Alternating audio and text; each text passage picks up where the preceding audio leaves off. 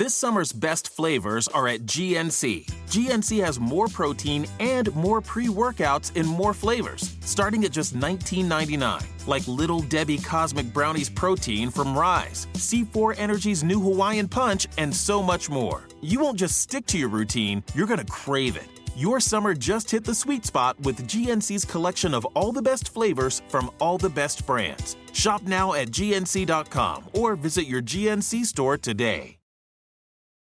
Welcome to another round of Boardroom or Miro Board. Today we talk retrospectives with Agile coach Maria. Let's go. First question. You've spent 2 hours in a team retro, but the only input you've heard is Dave's. Boardroom or Miro Board? Boardroom. In Miro, Dave can't hog the space because everyone can add thoughts anonymously, online, at the same time. Correct. Next. You need the team to act on feedback fast, so you turn all those retro notes into Jira tasks instantly. Miro all the way. And I can assign those tasks to teammates. You're nailing this. Now, you see hundreds of sticky notes from the retro. A real mess. But you organize them into 5 themes in just seconds. Miro, I basically get back an entire hour when I use its AI tools for clustering. And she's done it. Join over 60 million people running actually enjoyable and actionable retros in Miro. Get your first 3 boards free at Miro.com. That's MIRO.com. Whether you're making the same breakfast that you have every day or baking a cake for an extra special day, eggs are a staple in our diets. Eggland's best eggs are nutritionally superior to ordinary eggs, containing more vitamins and 25% less saturated fat. Not only are they better for you, but Eggland's best eggs taste better too. There's a reason that they're America's #1 eggs. Visit egglandsbest.com for additional information and delicious recipes. I'm Dr. Fiona Lovely, and this is the Not Your Mother's Menopause podcast. I'm taking the taboos of menopause and perimenopause and bringing light to the dark. No bullshit, no shame.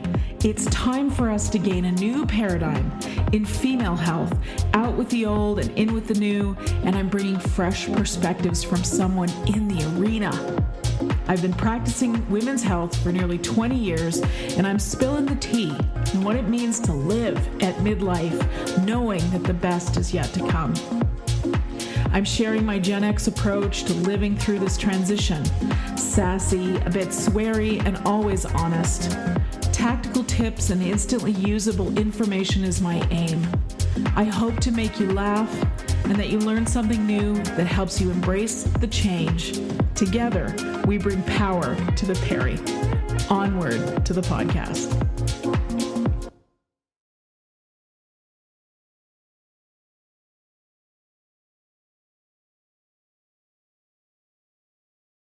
Hello, Dr. Fiona Lovely here, and this is the Not Your Mother's Menopause podcast. I have a super conversation to share with you today that I did with recently with a fellow Canadian.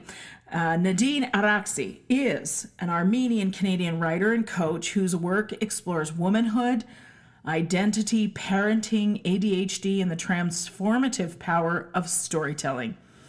Her writing has appeared in Canadian publications such as Chatelaine, Maclean's, Today's Parent, and Canadian Geographic.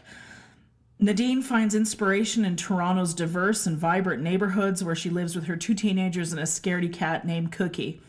So what I'll tell you is, first of all, Cookie came for the conversation, as did my ginger ninjas.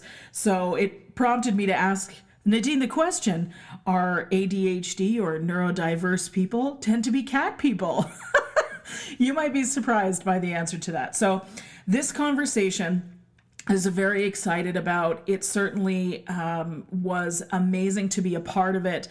This information is so critical for women's health right now. I have the conversation daily in my practice about whether or not the symptoms a woman is having at midlife could potentially be because of something like ADHD or some other neurodiversity. And I think we're recognizing just how, how do I say this? Infrequently someone is neural normative, okay? Has a normal brain, whatever that means. I mean, the word normal needs to just F-O and die as far as I'm concerned. But Ooh, apparently I was spicy this morning. Anyways, I blame the holiday break coming up. Nadine and I talked about what it was like for her to have the diagnosis of ADHD at 35. And years later, when she opted for medication to help treat the symptoms of ADHD, she experienced not just relief, but grief over the amount of time lost to the symptomatology of being neurodiverse.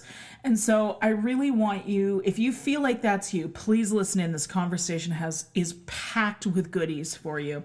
So we talked about what symptomatology, what ADHD looks like for women, especially at midlife, because Gen X is essentially the lost generation for ADHD, and Nadine talks about this because we were looking for hyperactivity when we were kids, and that is something that presents in boys, but typically not in girls. The hyperactivity that girls with neurodiversity experience is inside the brain. It's with our thinking. Like, raise your hand if you are an overthinker, if you are riddled with anxiety, because you feel like you're not getting enough done. I mean, I think this is going to relate to a lot of women will be feel like this is information they can relate to.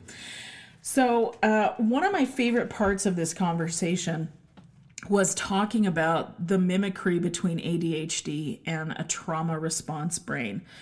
I know this is something I've been looking into for myself, and I see it a lot in my friends, my family, and certainly my patients. So I invite you to tune into that part of the conversation in particular, but also we talked about how the pandemic has contributed to the trauma that has affected our brains.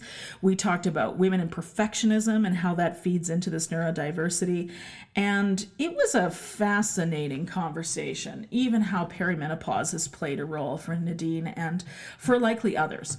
So I will leave Nadine's website in the show notes so that you can go and check her out. I couldn't be more thrilled to bring this information to you because I think it's going to help a lot of women feel understood and heard.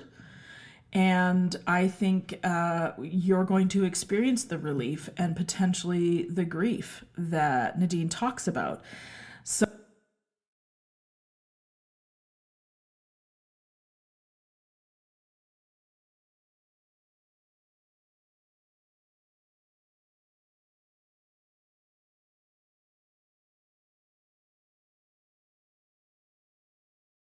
Welcome to another round of Drawing Board or Miro Board. Today we talk brainstorms with UX designer Brian. Let's go. First question. You thought you'd see everyone's idea in the team brainstorm, but you've got a grand total of 1. Drawing board or Miro board? Drawing board, right? Because in Miro, the team can add ideas now or later. And with privacy mode, we can keep them anonymous until they're good to share. Correct. Next, you need the best way to explain your idea, but all you have is a few sticky notes. Drawing board or Miro board? Drawing board, because, in Miro, I could record videos, add text, images, links, and digital sticky notes, of course, present my thoughts the way I want. Right again. Now, you're looking for a past idea you thought was just genius. Only you could find... Oh, there it is. Drawing board or... Miro. All our finished and unfinished work lives in one place. And he's won.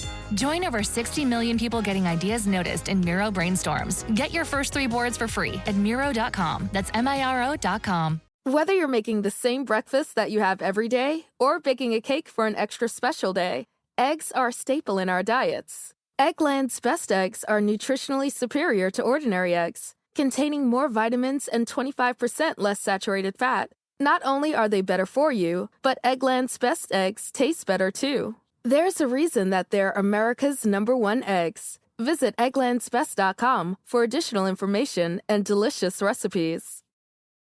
now I'm sure you've heard of AG1 or athletic greens, not just on this podcast. There's good reason for it. It's a comprehensive all-in-one nutritional powder that helps fill the gaps in your diet, essentially providing some nutritional insurance, if you will, on a daily basis, specifically supporting immunity, energy, recovery, and gut health. It has 75 highly absorbable vitamins and minerals, high quality whole food sourced ingredients, including adaptogenic herbs, probiotics, prebiotics, and medicinal mushrooms. It comes straight to your home, and if you order through our specific podcast,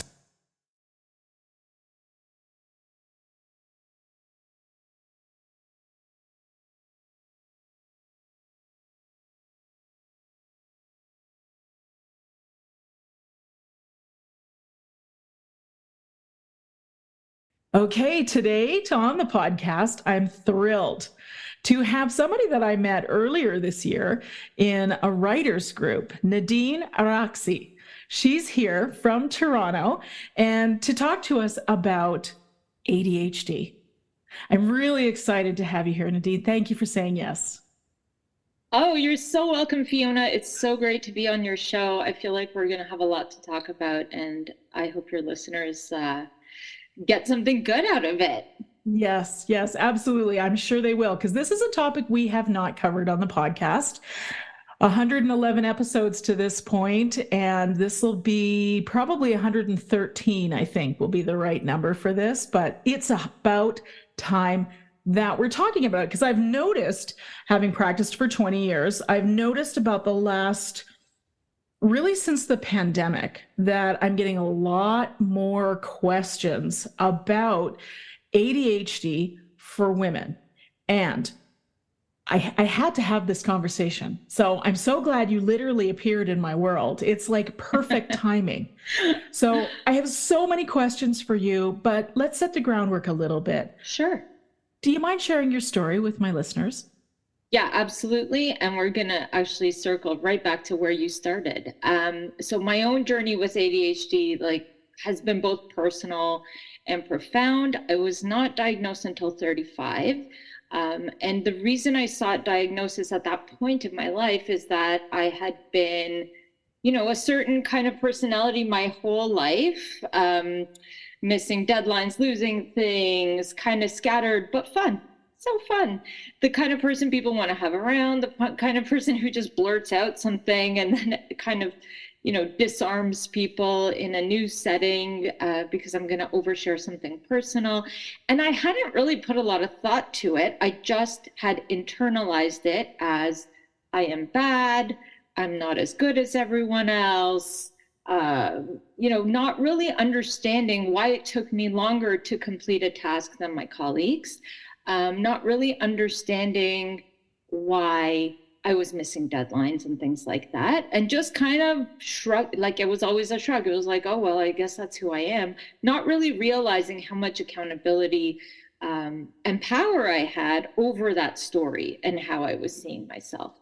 I went to the doctor at 35, filled out the little questionnaire. And the hilarious thing is I only realized that this might be a thing because I was spending a lot of time on Twitter at the time. So this is back in 2009, I want to say. And spending a lot of time on Twitter where a lot of journalists and parenting bloggers and people like that were also chit-chatting. And someone was sharing ADHD stuff and it came across my eyes and I was like, this sounds like me. But, I'm a Gen X woman.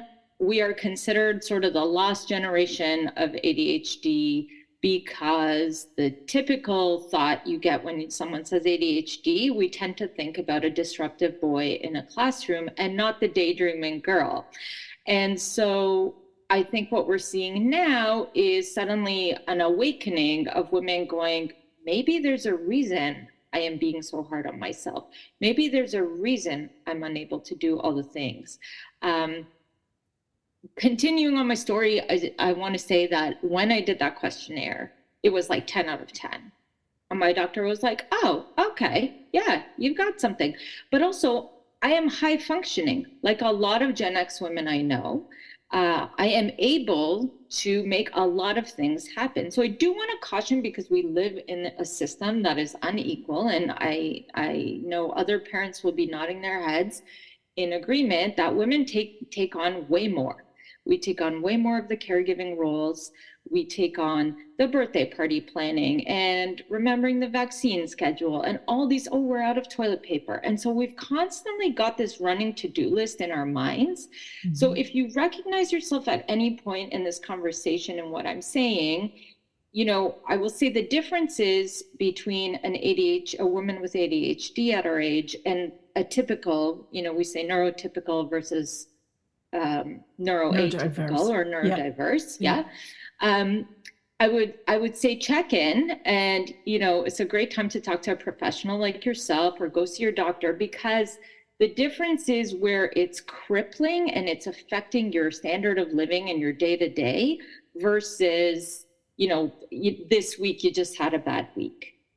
And that's totally normal, right? Like, we all take on too much. And in an ADHD brain, we tend to overestimate how much we can get done and underestimate how long things take. So there's a real executive function issue in terms of time blindness, time management, you know, planning, forethought, all those things.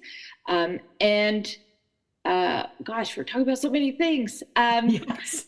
You know, so really it's an issue of, it's primarily a frontal lobe issue with executive function that hinders your day-to-day, in some cases quite extremely. I will say that over the years, you know, I developed various strategies to manage my ADHD. For me, the reason to pursue diagnosis at age 35 was I had a 4-year-old and a 2-year-old. And so all the coping mechanisms I had developed in my life to that point were out the window. I just couldn't, all the things we all need for our health, right? Exercise, sleep, drink enough water, make sure you eat, you know, all these things. As a mom, you're eating like, you know, the peel of an apple and some toast crusts. And so, you know, in the shower, in the shower, a little baby mum-mums like dipped in Nutella or something. That was a favorite. So, you know, when I was diagnosed, my first pass, I'm a journalist, I'm a writer, researcher, editor, was to read and research. So just getting a basic understanding of my ADHD. And then I kind of got into therapy and eventually coaching, which I'd love to talk more about those two at some point today. And those things have truly helped me with self-awareness, number one, and self-acceptance, number two, which I believe are the two biggest keys to ADHD management. Say more. Well, no one is harder on themselves than an ADHD brain. We tend to have a lot of thoughts, especially like in women, the hyperactivity doesn't show often outwardly. It's in the mind. So it's that rumination late at night. It's the overthinking something that happened and how it could go differently. It's the overthinking something before you even start.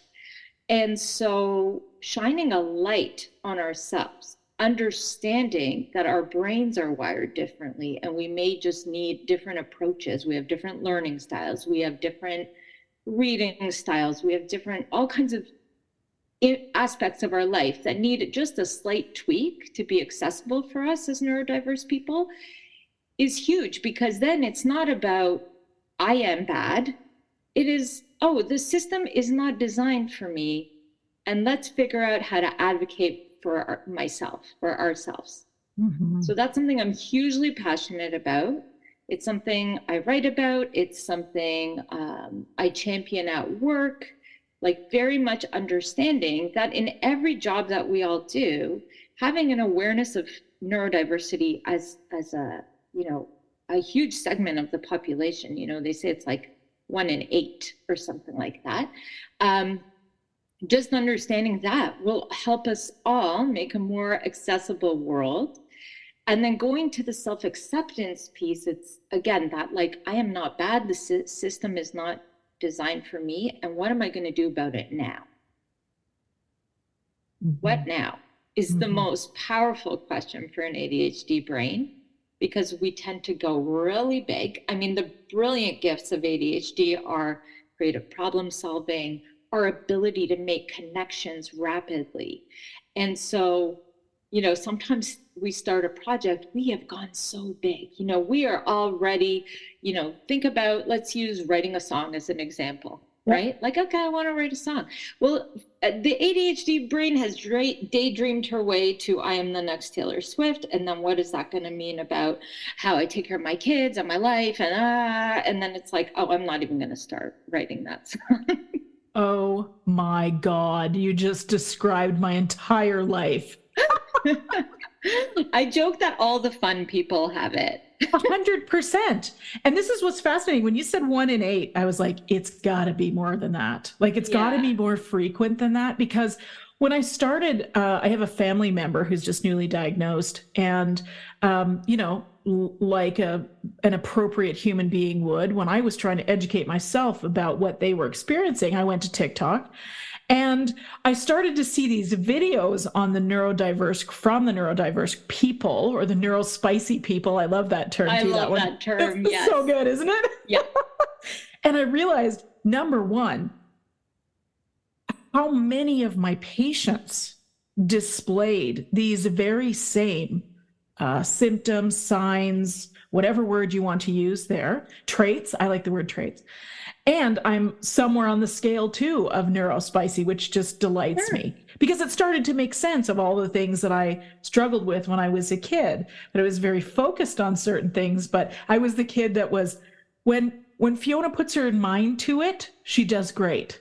You know, that this is what they said. Talk about that, yeah. Oh, that's what they said in our report cards, right? Now, and somehow that was a bad thing, but now we know that to be part of this neurodivergency. Sure, we would recognize that as hyperfocus, right? ADHD, we think of it as a deficit of attention. And actually, we're very good at paying attention to things that interest us. It's the boring stuff that we really struggle with. It's not rocket science for me to do my expense report, but I'm going to put it off until the, company accountant sends me that email like, this is the deadline. Oh, it's do or die. I might even let it go an extra day at that point. Yeah. So yeah, hyperfocus is a big one. I want to touch on TikTok, because TikTok has really helped a lot of people with self-acceptance and self-awareness. But I would caution that, that's people talking about their personal experiences. Like, just validate it with a health professional, because, there's a lot of pseudoscience out there as well. And we know that the advent of social media and, applications like TikTok are creating ADHD-like behaviors. They're retraining our brains to want snackable things. So ADHD is recognized. There's two ways of looking at it. One is a deficit of dopamine in the brain. So that neurotransmitter, that's like the reward center of your brain. And we are constantly trying to get hits of dopamine. And so we do that by, like every time you swipe to a new video on TikTok, for example, and it's exactly what you want, it's like ding, ding, ding, ding. And so we're constantly trying to wake ourselves up. And as we go through this conversation, I'd like to talk about medication, because I think it's really important for addressing that fact. Another way to look at it, to your point about, is it 1 in 8 or is it 1 in 4? Yeah. There are professionals like Dr. Gabor Mate, who people, have mixed feelings about, but I'm somewhat of a fan. How could they? I adore him. I know. We're fan clubbing over here. Okay, so good. You're good. Carry on. Good. I can also recognize, no one person is like the person, but he has ADHD. 3 of his children have ADHD. He has a brilliant book called Scattered Minds, talking about ADHD.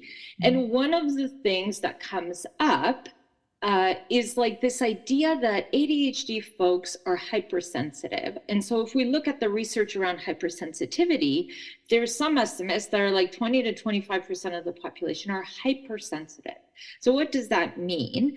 Well, and again, vagus nerve, like some people are into polyvagal theory, some people debunk it. We are very much fans. I am very much a fan, but okay, we're big fans on this podcast, so carry on. You can take it with a grain of salt. Do your own research, come to your own conclusions, be a critical thinker. That's, I think, the best way to be.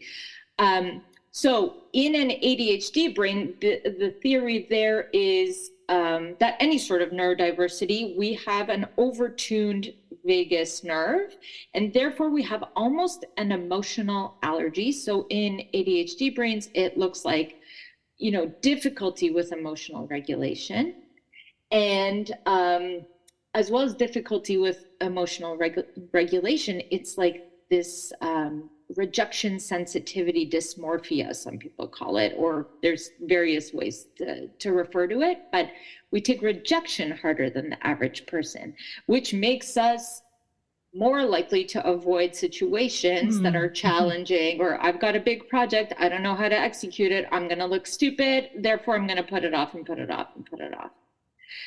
One of the pluses in my personal experience from that is you've become very good at making friends, because you need friends to do your homework when you're in school. You need friends to help you do that spreadsheet you're avoiding when you're in the workforce.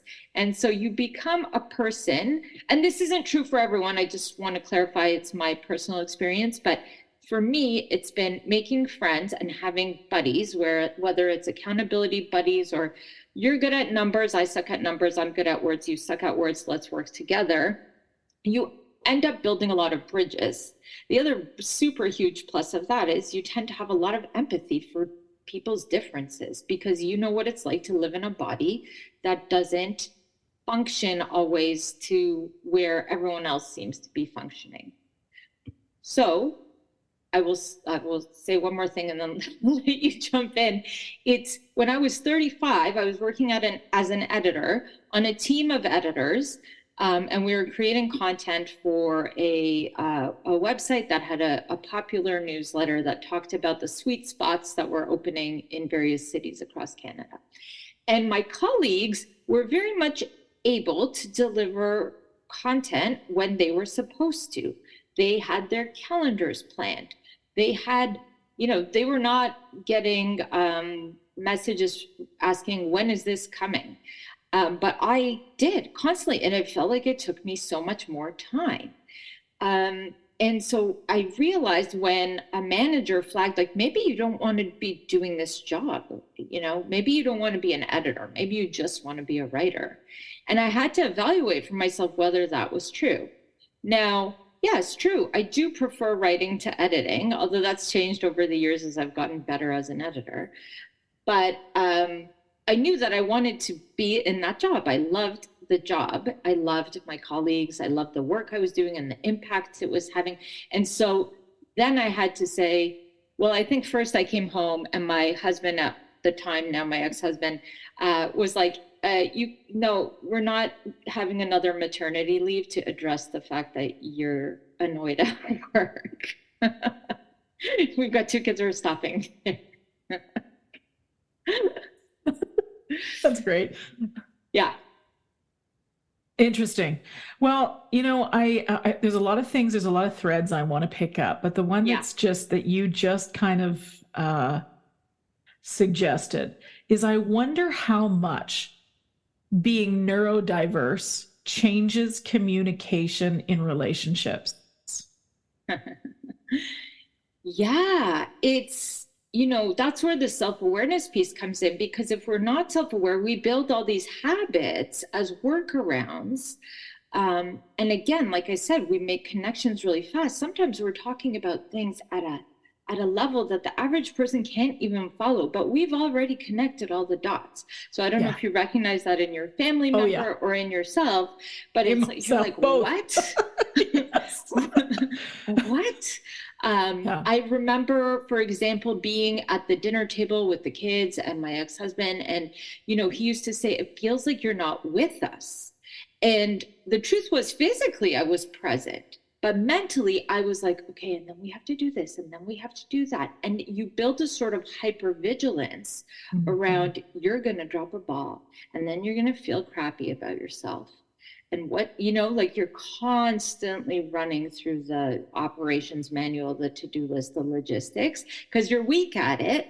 But as the mom or the partner who does those things in the household, is not necessarily exclusive to women, but you're that person, you're the one who does that. And you may or may not have tried to delegate to someone else in the household and it didn't meet your expectations. So we talked about, before we jumped on this recording, perfectionism, and I'd love to talk on about that. Yes, please. And so sometimes when you're a perfectionist, you just want it done a certain way. Now, we know through the literature and the studies that perfectionism is a trauma response, that it's you have learned, usually through your childhood experience, that you need to be perfect to get someone's love, affection, praise. And so, or you felt, maybe you were made to feel that being perfect meant that everything would not fall apart in your household. So if you came from any sort of high conflict home, you're also constantly observing who's going to go off, what is my role in that? Maybe I'll just, we call it fawning, people pleasing. You start developing these behaviors to accommodate that. So there are lots of intersections between, let's say, PTSD, having, capital T trauma or lowercase t trauma in your life at some point. And so we build these mechanisms to, you've studied neuroscience. The brain is designed to kind of keep you safe. And so we're constantly building habits that we believe keep us safe. And they're adaptive at the time we build the habit, but they can often become maladaptive over time. Yes, absolutely. And I think just to talk about resources, because I can hear the women listening to this podcast going, I want to know more. Tell me more about that. So the two things that come to mind for me is certainly Gabor Mate's book on scattered minds. Scattered minds, is it? Scattered minds, and also Myth of Normal intersects some of that. So pick the one you like. Myth of Normal is a great for everyone, ADHD or not. Oh yeah. And let's talk about that trauma thing here and more. But the other one that comes to mind is Pete Walker's book on complex post-traumatic stress disorder.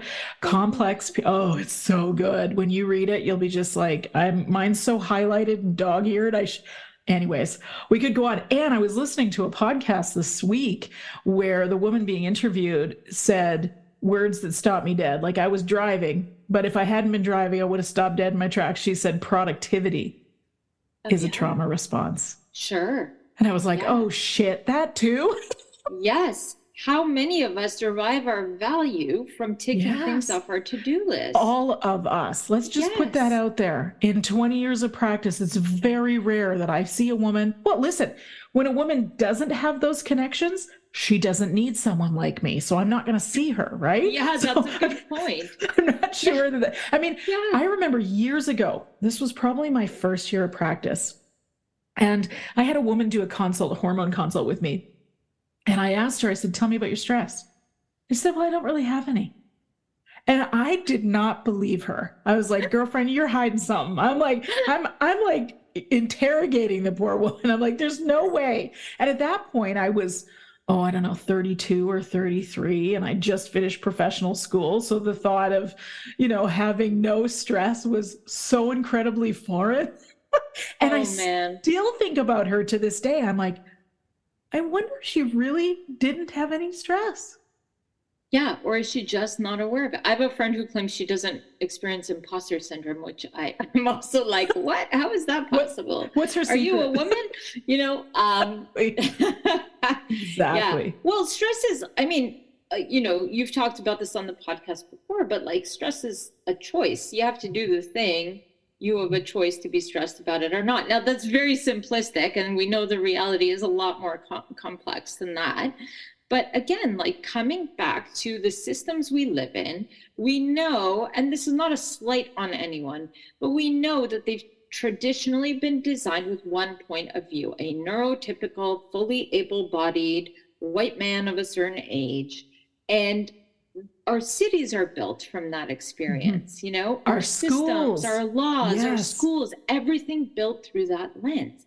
So now that we as women have a microphone, watch out, world. We literally have a microphone. What would you like to say exactly? Yeah, so I think we have an opportunity to say, okay, it's always been this way. And our response to that has habitually been to turn on ourselves. I'm not doing enough. I'm not good enough. We have all these enough statements. Or if you're ADHD, I'm too much for people. That's my favorite. Or I'm too sensitive. And you may have been given those messages from people who love you dearly and just don't understand you because they don't live in your brain and your body. Yeah. So getting to a point where we can say, okay, this is how it was designed. It's not working for me. How do I make it work for me? You know, in my coaching practice, because I also got into coaching through all this ADHD stuff, in my coaching practice, women are always like, why is it so hard? And that's not a useful question. Anything that ends in hard is not useful. It's more like, what can I do to make this easier? Who can I reach out to help make this easier? Mm-hmm. And realizing that none of us are going through this alone, that every one of you listening will see yourself in something that I say somewhere, regardless of whether you're neurodiverse or not. And so it's really about figuring out collectively and individually, how do we make this easier? I mean, we figured out a lot of things. If I don't have time to go get groceries, I can order them on this thing and they're, you know, they show up. I'm showing my phone for those who are listening. Yes. The casino in your pocket. Your dopamine device. Your dopamine machine. Yeah. You know, another dopamine machine, I call it the validation vending machine. Like, it's very much like another thing that social media does. When we're feeling low, you know, we might post a selfie and we want, you know, we want some praise, and we want, because that also, praise can be a big dopamine hit. And so, and dopamine deficiency can lead to all kinds of addictions. Social media addiction, one. Addiction to validation intersects there. It can be addiction to information. As a journalist, you know, I am very addicted to reading news. And every time I read something, and it's important to remember from the neuroscience lens that we tend to seek information that validates a belief. And so if you want to believe you have ADHD, you can go on TikTok right now. Oh, yeah. And probably feel like, yeah, that's me. Yeah. And so every one of us exhibits those, to your point, on a spectrum. We know, everything's a spectrum, as it turns out, you know? And so, yeah, it's okay to identify somewhere on this spectrum. We do also in the community accept self-diagnosis to a point, because getting diagnosed is so challenging and something a lot of us are working to change in Canada in particular. It's tough. You'll go to your doctor has not been trained in ADHD, and getting those supports and those diagnoses, and then the treatment plan, which again, the medication has to be titrated, you know, it's not one size fits all. So that is a real challenge. So I would say to anyone listening who feels like ding, ding, ding, ding, this sounds like me, like, definitely go have that conversation. Yeah, absolutely. So some things I want to pull apart there. I found it really interesting, as I said, family member for me this year, who's male, went to his family doctor, filled out the form. The form in Canada here, there's a 10 question. I think it's 10 questions. Is it not? I think it's 10 questions. Yeah. That's kind of a standardized form across the medical profession, as far as I'm aware. And depending on how you answer that questionnaire, you potentially can end up with an ADHD diagnosis. Now, he filled out the questionnaire. He scored 10 out of 10. The GP gave him a prescription right away and said, I'm going to send you to psychiatry. Yeah. Okay. So that all happened really fast. He was in to see the psychiatrist in a couple of weeks. And, but what was really interesting is he is well informed about the difference between, let's say, depression, anxiety, and ADHD.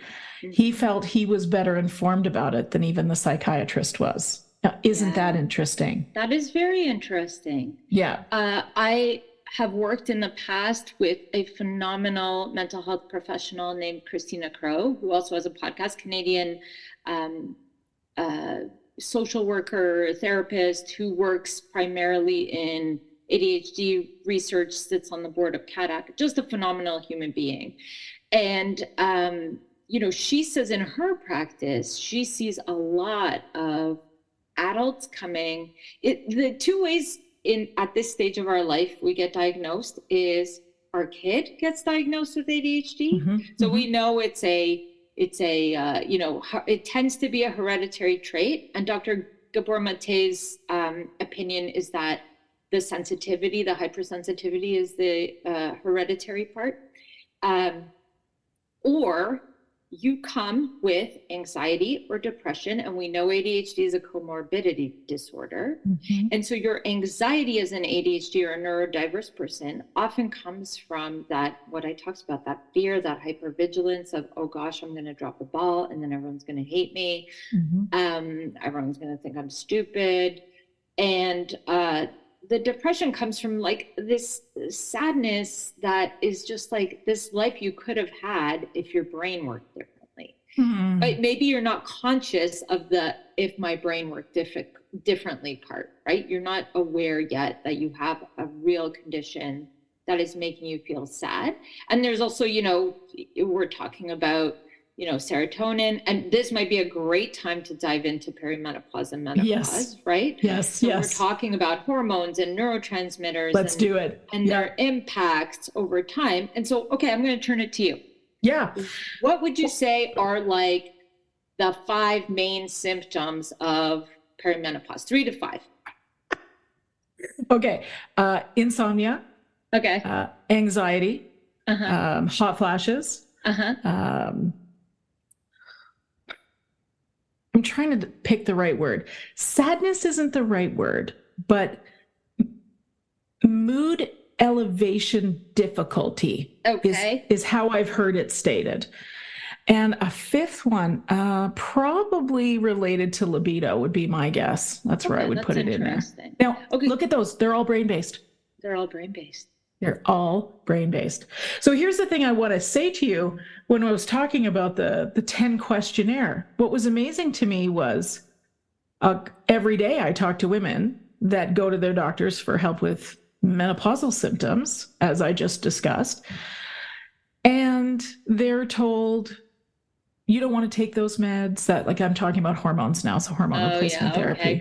Or menopause hormonal therapy. Yes. Yeah. So if there was a standardized test that said, how many of these symptoms of menopause do you have?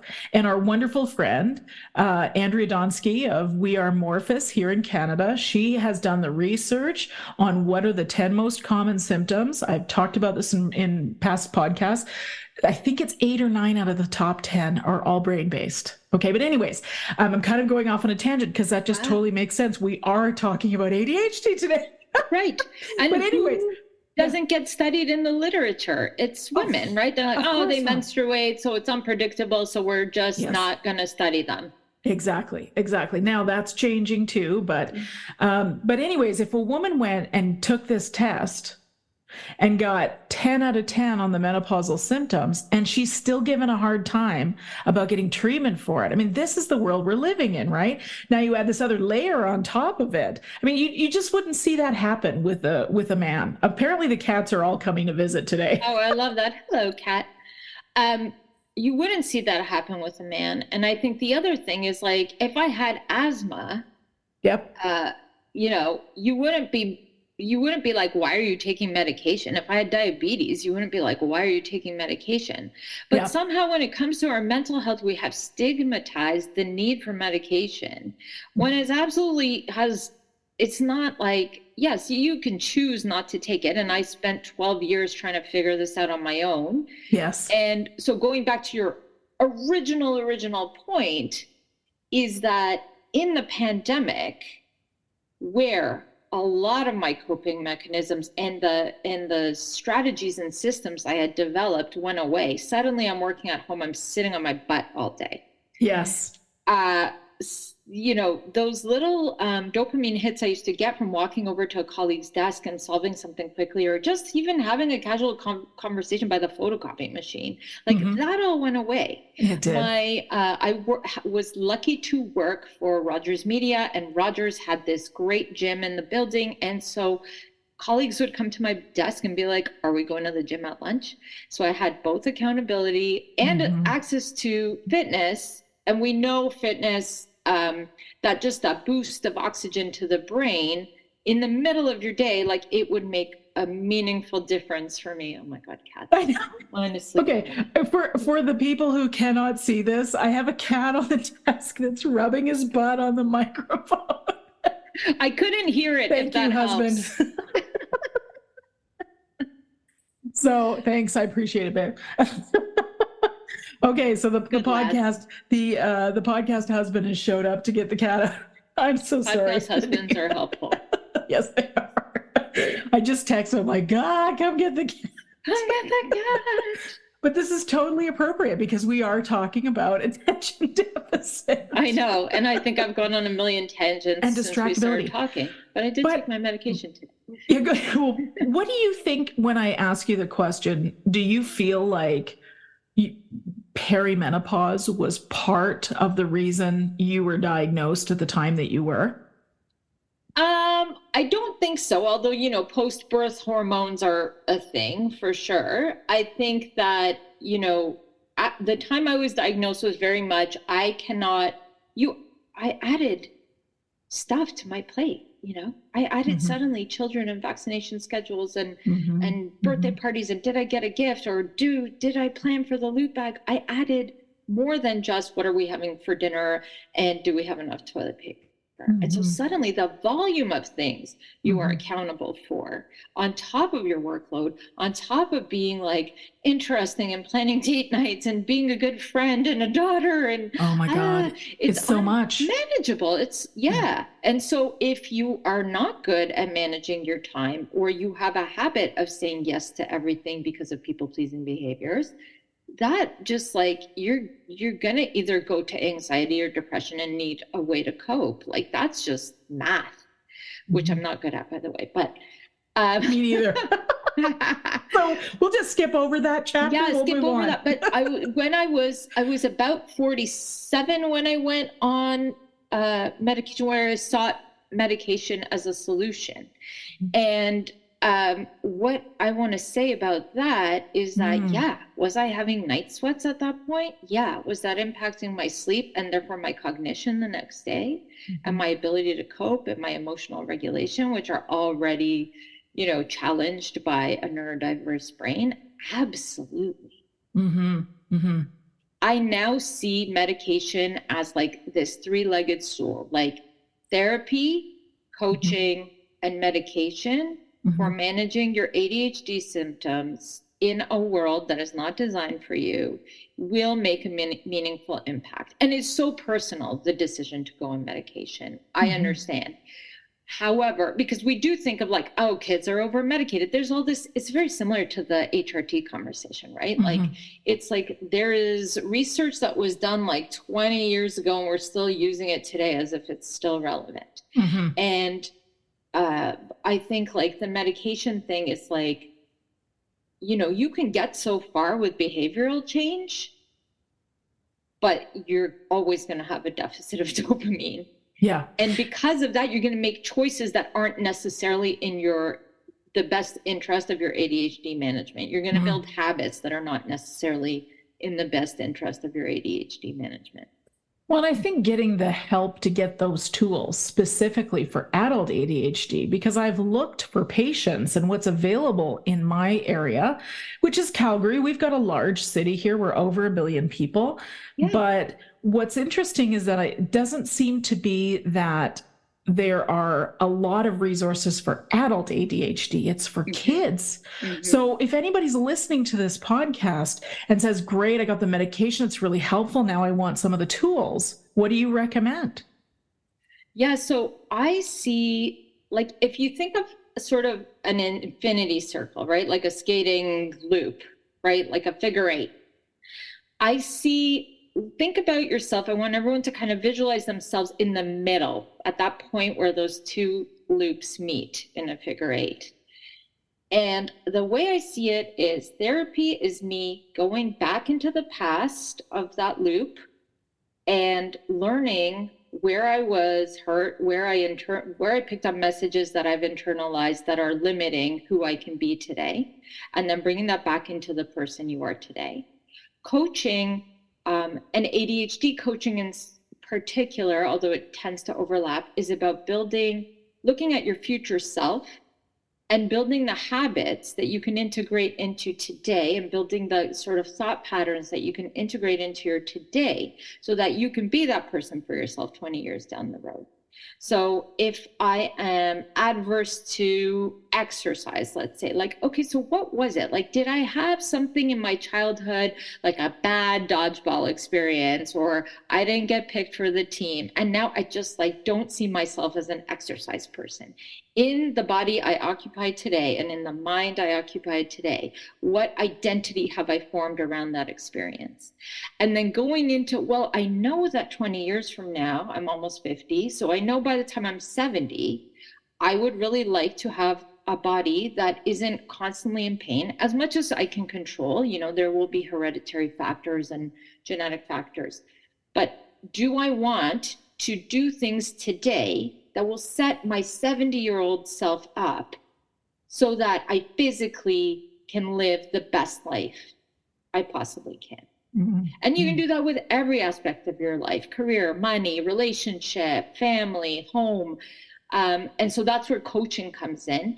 And then what I find medication does is just calms your brain down enough that those things can integrate, that you integrate that knowledge and that awareness into who you are today.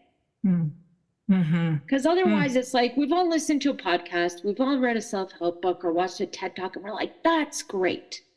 But what I love about coaching is it gives you the tools through daily, or like at least persistence over consistency for ADHD brains, like just to keep checking in with yourself and evaluating. Like you do an annual review at work, but like, do you do an annual review on your life? And that's where I find coaching is really really powerful. And ADHD coaching can look like very specific strategies and habit building, you know, optimization, or it can be more like life coaching. Like if we think about our future self and we start taking care of her now, like how powerful is that? So powerful. So powerful. I love that you've said that. Well, I think, you know, one of the things I've learned most through the women that I work with in my practice is that at this time of life, we have to do the self-care things. We used to think it was cute. You know, mom needs to take a bubble bath and like nobody gets to interrupt her for an hour. Like we used to think that stuff was cute. And now it is a lifeline. Like when you get in, and it goes way deeper than a bubble bath, but a bath is great. Let's put that down. Just don't take me wrong. It's great. You're not going to solve your burnout with a bubble bath. No, you're not. But these self-care tools, etc., are really just so important. And I love that you said coaching is where we get that information from. Sure. You had a health coach on recently, right? Like, so it can be like, pick the thing in your life that you think will have a meaningful impact on how you show up for yourself every day, and find someone who can support you through it. It could just be a friend. You know, we don't all have the resources to hire a coach, but you know, where can we lean on each other? Because the way the world is designed, we all believe we have to do it alone. And the thing is, like, no, I want everyone listening. You do not have to do it alone. No. We just have to be vulnerable enough and take that little like modicum of energy to reach out to someone else and say, hey, I'm challenged with this. Can we go for a walk? I feel like women would solve all the world's problems with book clubs, potlucks, and power walks, Frank. Ooh, that sounds like fun, actually. Well, and we're coming to that. We're coming to go metaphysical for a second. We've entered the age of Aquarius. This is where we are. We're the community's coming together. And if you plug that in with what, you know, the Dalai Lama says, that peace will come through the Western women. You've heard him say that. I'm paraphrasing, but it's something like that. I haven't, but I'm going to go look that up after. So good. Yes, he says peace will come through the women, and how else does he say it? Anyways, you get the idea. Just go ahead and Google what the Dalai Lama says about Western women. But we're really rising, and we're seeing that in the way women's concerns and women's status and women's voices are being shown so much more. So I want to say this, when I was doing the review for the literature review this week for this conversation, what I found really interesting was the connection between fluctuations of estrogen with ADHD symptoms. And the way that looks is different depending on where you are as a female in a female body in your life, whether it's, adolescence, so puberty, whether it's your reproductive years, whether it's menopause. So let me break that down a little bit. But what we understand is that women who have ADHD tend to have a worse experience of PMS and PMDD. And the reason why that is because we have estrogen declines right before we bleed. And that's when women tend to have the worst symptomatology of PMS, right? That's when PMS comes on. So it's a connection to dopamine. And of course, dopamine is sort of like the flag for ADHD, right? Like if we're talking about ADHD, we have to have the conversation about dopamine, which we have. Yeah. Thank you today already. But what I found even more interesting was that women in menopause and perimenopause can have far more significant symptoms of their ADHD because of the egress of estrogen. I'd love to hear your thoughts on that. Wow. ADHD symptoms tend to be milder when you have estrogen in your body. And so you are sleeping better, you're feeling better, you are able less anxious. You're less anxious. And those mood changes in someone who has issues with emotional regulation to begin with, obviously exacerbated. Hello, I have a 16-year-old daughter. I love her very much. So that was timely information, was it? Oh yeah, this is okay, thank you for saying that, Dr. Lovely, because now I can take certain behaviors with a grain of salt, which I think I'm pretty good as a mom. But women struggle with memory, word retrieval, cognitive activities as their estrogen declines. Well, ADHD people already have this. Mm-hmm. In the change in some people with lowered estrogen, sometimes you've probably had people come into your office and wonder if they have Alzheimer's, for example. Mm-hmm. Yep. So, brain fog's a big one. Brain fog's a big one. COVID didn't help with that. Mm-hmm. We know lower levels of estrogen cause mood disorders, and we've talked about this a bit already, but mood disorders for someone who has emotional regulation difficulty, it's all exacerbated. And unfortunately, your medication might not work as well when you're experiencing either PMS, PMDD, or perimenopause or menopause. Perimenopause and menopause. Yeah, exactly. So it's time for. And what's really interesting, what you've just said, we have brand new research that came out this Monday. Ooh. That talks about the mood disorders, etc. That it's kind of a funny term. The literature says mental illness, and I think that's not a great term, but we're dealing with dinosaur terminology in medicine across the board. So we're just going to run with it so that people can look it up. But it's basically that, we have these mood regulation issues that come up between 35 and 55, and that women are typically then given an antidepressant or anti-anxiety medication and not given any further tools on that. Correct. But how did those women do? And wasn't it interesting that those symptoms in those years are also very much overlaid with the symptomatology that we have in perimenopause. And the treatment for it is, number one, hormonal optimization. So looking and seeing which of the hormones do we need to get more of or be mindful of, and then adding in potentially one of the medications, whether it's the ADHD medications, the antidepressants, the anti-anxiety medications. And then the third thing, just like you just said with the third leg, is the lifestyle modifications. Right. Right. But the thing is, a lot of women are going to their doctors for the lifestyle modifications, but you don't take your Maserati to the Ford dealership. Oh my God.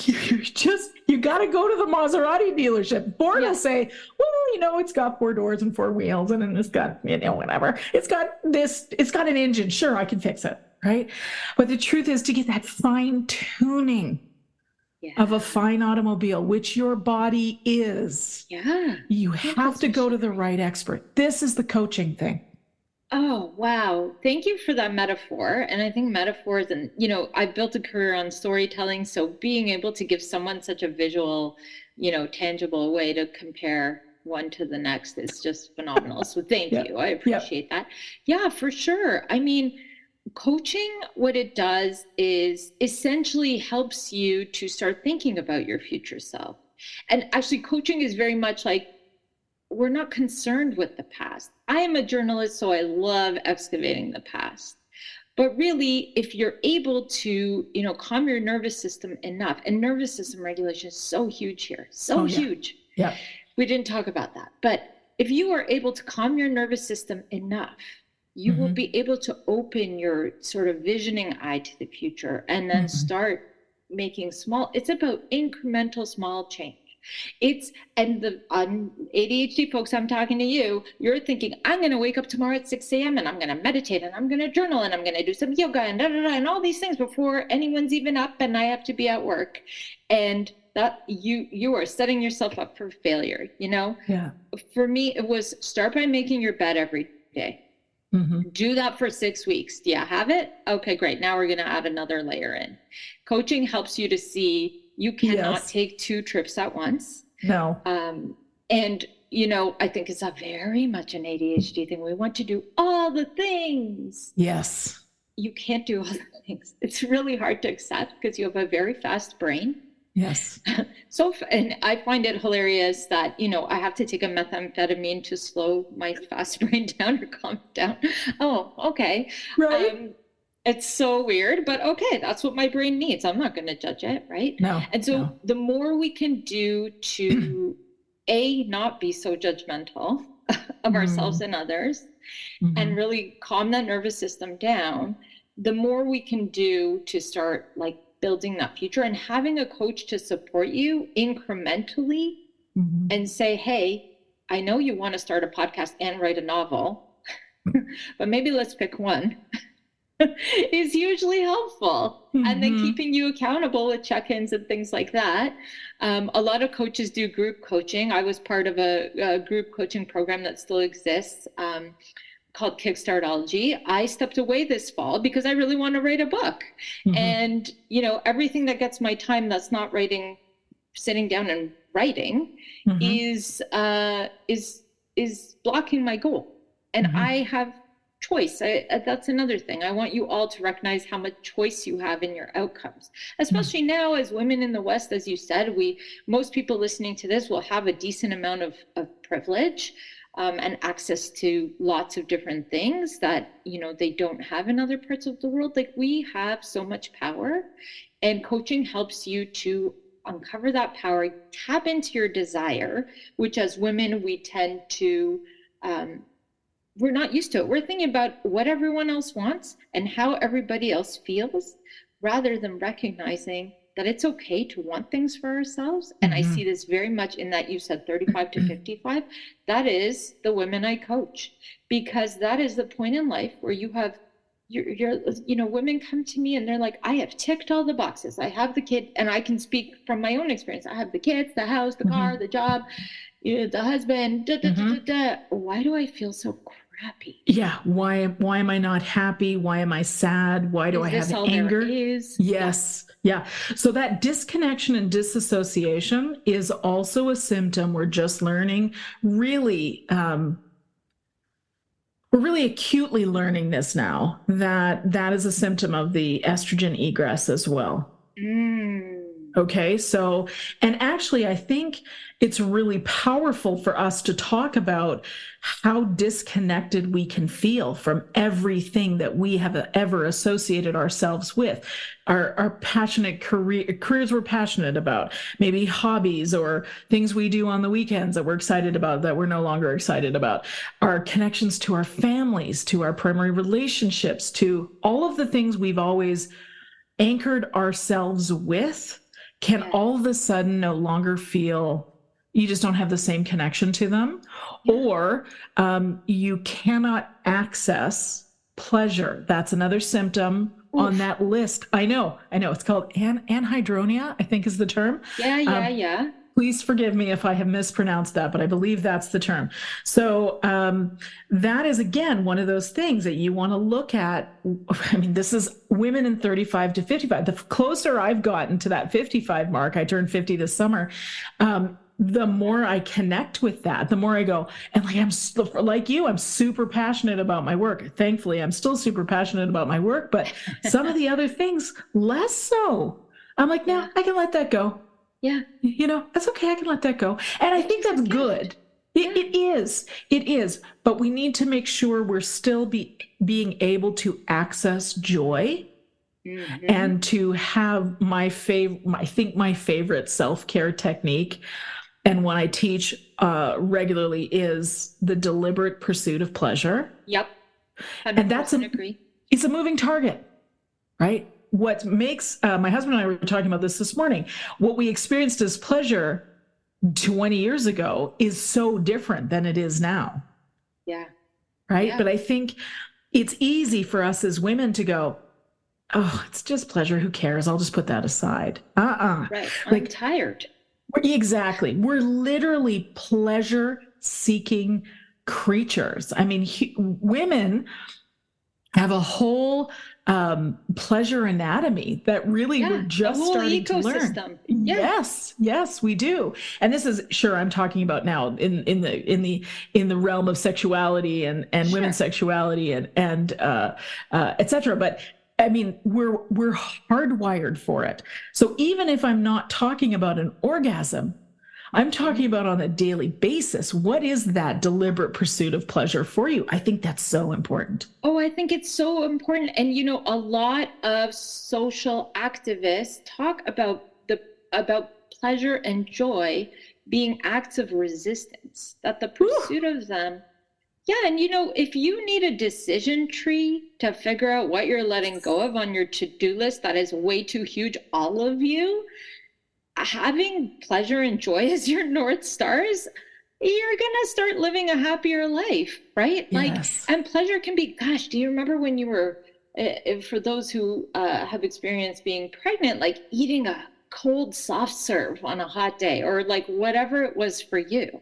Like, it doesn't have to be sexual. And we can recognize that, I think the hardest thing about any discussion about mental health, about perimenopause and menopause and changes to women at this age, is that it's also the busiest time of our lives. We're taking care of parents, we're taking care of children. Maybe those children, like me, are experiencing their own hormonal issues, and God, it's hell on earth some days. Love you. But it's like, and there's no systems to support us. So the fact that we're having this conversation at all is amazing and is the first step. But then it's a so what now? So what do we do? Do we have energy for advocacy? Do we have energy in the environments that we have some influence over to start bringing forward these conversations? And it can be as simple as like, I spend my days at a tech company doing all their writing, and there's a crew of us who are like the Gen X women. And it was like, I remember seeing my colleague Lisa, early when she started, she had a jean jacket. I had a jean jacket. I feel like the jean jacket is like such a Gen X woman thing. Oh yeah, it is. We love our jean jackets with buttons, and we've started a little club Because it's like we work in an industry that happens to have a lot of young people, right? So it's like those of us with older kids and hormonal issues at work, we have a little collective, and just being able to laugh about it or talk about it, or be able to say, find your person or your people to say, I'm having a hard day. ADHD is a lot like perimenopause in that you might not feel the symptoms all the time. I have good ADHD days and bad ADHD days. And I like to think of it as something that's happening to me that's a temporary state, rather than my whole identity, which sometimes I can get into. Labels can be sometimes harmful as well as helpful. So just like, where are you using it as an excuse to not do something you're avoiding? And where are you, maybe you're just having a bad ADHD day or a bad perimenopause day. And then, so what now? What do you have to do for yourself? Because we all have all these people relying on us as women. And so you can't be good to anyone else, until you're good to yourself. We hear that all the time, the RuPaul, like, if you don't love yourself, how the hell are you going to love somebody else? Like, gosh, I love that. Sorry, drag queen fan here. No, it's all good. I love it. I am just adoring the perfect drag queen joke reference. It's perfect. It's perfect. So this is actually a really good place for us to sort of start to wrap up our conversation. Sure. And based on what you just said, I want to ask the question: if someone's listening and they think they may have ADHD, or they know they have ADHD, can you give us, let's say, what's your top tip for starting to control some of the emotional things, some of the overdoing things? Like what would you like us to know about what can be really helpful? Yeah, I think the free things or the low cost things are probably the most effective. One of my favorite sayings is, it's solved by walking. It's like an old Saint Augustine quote. I love it. In Latin, solvitur ambulando. It is solved by walking. Like, do you need a walk? Start asking yourself questions. I think that's the free thing. So what now? Do I need a walk? Do I need a glass of water? And ADHD people are terrible at remembering to eat and drink and all those things. Like, it's just like you are, because you're so disconnected. So anything you can do that brings you back into your body as someone with a very active brain is the fastest path. People say meditation can be really difficult for ADHD brains. So what is the other thing? Is it taking a dance class or putting on a song and just like, moving a little bit?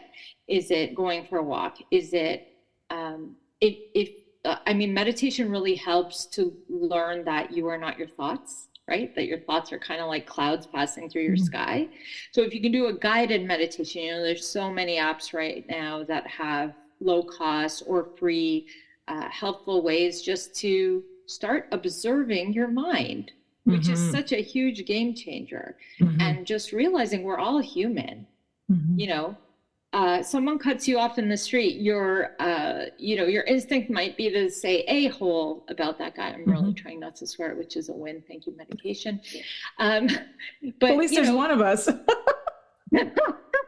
But just taking that beat to say human, human. We're all complicated, and the world is not designed right now to remind us that we have these animal bodies that are also complex pieces of machinery that need looking after. So taking that beat to do some sort of mindful activity, it could even be like just practicing, like, I'm washing the dishes. Am I here with the dishes, or am I off, like, thinking about my RRSPs or something like that, right? Prioritizing pleasure and joy, you said that is a great framework. Like going, what lights me up? Because we get to midlife and we're doing all these things for everyone. What lights you up? What lit you up when you were younger? Maybe we forget. We forget. And often in those things that bring us joy and pleasure, there's community, which we really need, because it's not about self-care. It's actually about community care in the big picture, right? It's how do we all take care of each other? Oh, absolutely. So, those are my low cost, doing something physical, dropping into the body. That is always a good method, finding ways to quiet the mind. And sometimes when you're doing boring, mundane tasks, like you have to fold your laundry and there's a laundry mountain, having an audiobook or a podcast, so the busy part of your brain is active over here while the physical part of your brain is kind of, folding things neatly or washing a dish, that can make a big difference too. Yeah. So and then just paying attention, like any sort of presence practice, like your mind, all of our brains, but especially in a neurodiverse brain, is like the toddler at the dinner table, right? If I think back to my kid, he was probably, wandering off mid-bite, going to play with his Legos. And I would have to say, like, hey, buddy, it's dinner time. Like, let's come back to this. Where can you catch and redirect when you see your toddler brain wandering off? And be gentle and kind. We're so used to being like, no, you need to do your taxes now. It's like, no, like, hey, we're doing our taxes now. Yeah. And it's okay. And it's worthwhile because you're going to get money back from the government. Fingers crossed. Like, what's that like? The why. Yeah. Yeah. Tying every want to a why. Yeah. Yeah. I love it. Why does this matter? Is it a should, or that's like a whole other topic? We could do a whole other coaching and neuroscience conversation. But, is it a should? Is it someone else's expectations of you as someone in a female body? Or is it something you actually want? Yeah. Wow. Well, this is so useful. I think that this conversation is really going to help a lot of women who are struggling with their focus, with their concentration, and that brain fog thing. Sometimes it's just a matter of like, where did that come from? Well, maybe it's something that's been underdiagnosed. By the way, I did find that women were most likely to be diagnosed between the ages of 36 and 38 if they weren't caught as children. Isn't that fascinating? Yeah, sure. Yeah, really interesting. So, and typically it's because they had a child that was diagnosed or somewhere on the spectrum. Most common. I will say, if you had a report card like me, you mentioned your report card. My report card was always like about table talk and Nadine's disrupting people in class with her chitter chatter.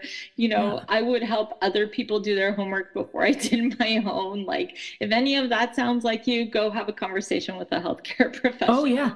And that's good girl behavior that we would have been rewarded for when we were kids as Gen Xers. 100%. And so this is the book that I'm working on now. I'm working on a memoir, which is how you and I met. I'm working on a memoir talking about all the stories and expectations and identities we're handed when we're born into a female body. And probably as people become adults, not exclusively to female-born people, but anyone who identifies as a woman, what happens, and then those stories, like how we can rewrite them, how we can unpack them to give us our power back. Yes, and those are lessons we absolutely need. And please, would you consider coming back on the podcast when the book is ready to be released? 100%. I love talking with you, Fiona. Thank you so much for having me.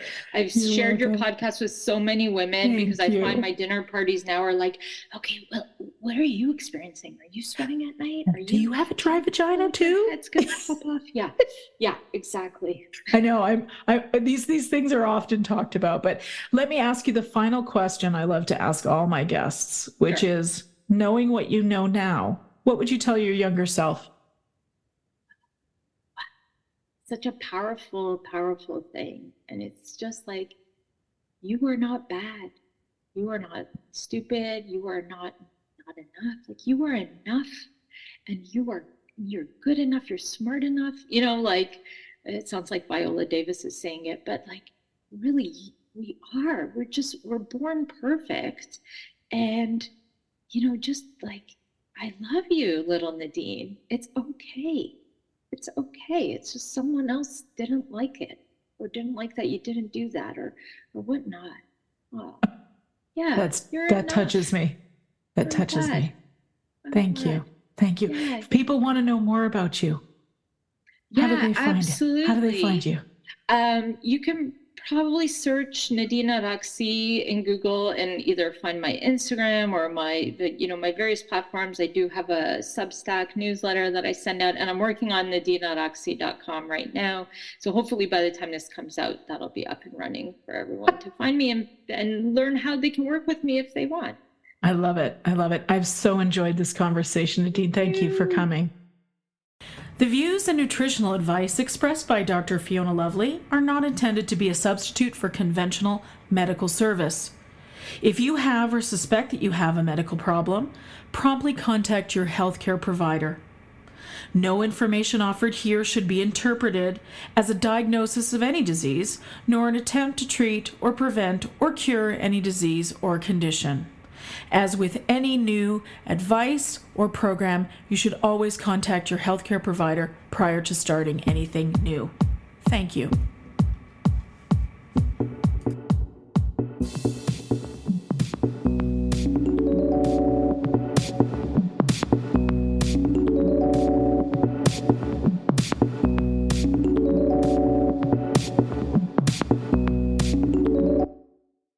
Welcome to another round of Drawing Board or Miro Board. Today we talk brainstorms with UX designer Brian. Let's go. First question. You thought you'd see everyone's idea in the team brainstorm, but you've got a grand total of 1. Drawing board or Miro board? Drawing board, right? Because in Miro, the team can add ideas now or later. And with privacy mode, we can keep them anonymous until they're good to share. Correct. Next, you need the best way to explain your idea, but all you have is a few sticky notes. Drawing board or Miro board? Drawing board, because, in Miro, I could record videos, add text, images, links, and digital sticky notes, of course, present my thoughts the way I want. Right again. Now, you're looking for a past idea you thought was just genius. Only you could find... Oh, there it is. Drawing board or... Miro! All our finished and unfinished work lives in one place. And he's won.